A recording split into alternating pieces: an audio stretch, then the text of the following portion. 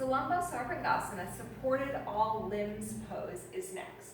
And just to give you a little background here, so we have a few inversions coming up. We're going to be teaching you Sarvangasana, Halasana, and then also Sarvangasana variations. And we're breaking these up into a couple different videos for instructional purposes, for learning, so we can talk a little bit about technique and alignment.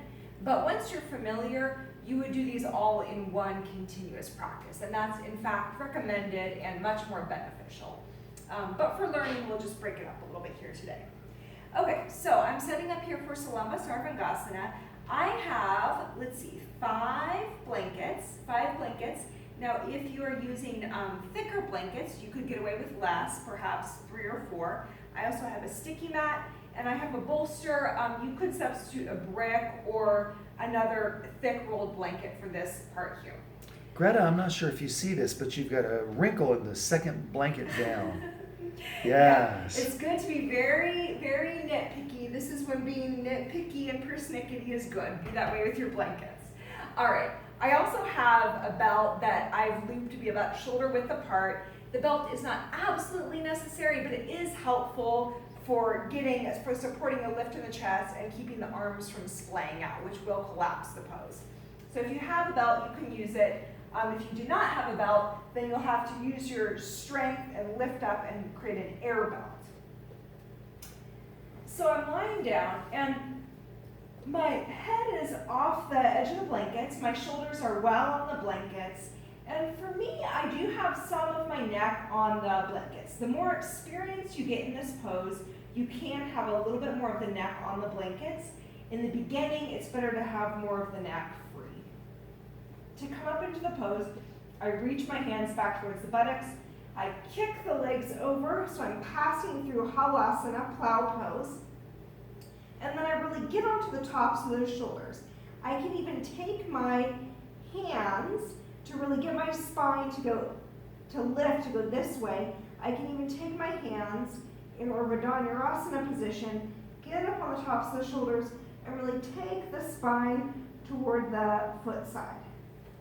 Now, I take the belt on my upper arms. Again, I'm really taking the spine this way so I get a good height in the pose.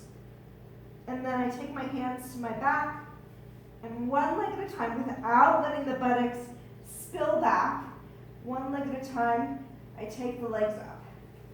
Lift the spine up towards the ceiling.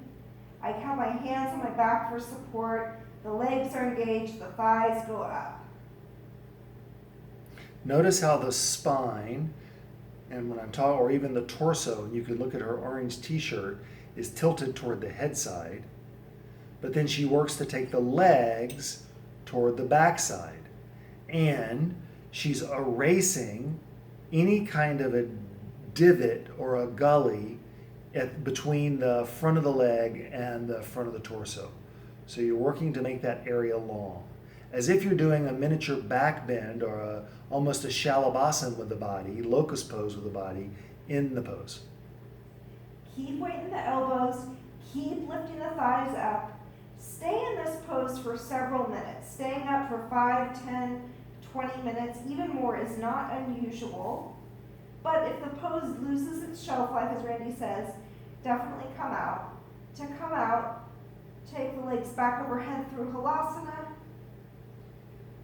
Release the belt.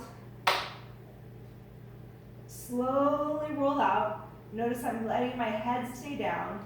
I stay here for a few breaths, and then I push off toward the buttock side. Use my hands as support to come out. And that was a little quick coming out for a long hold. Greta wasn't there very long, but if you stay there for a long time, you might want to give yourself an extra minute or 2 before you pop up. All right, your turn.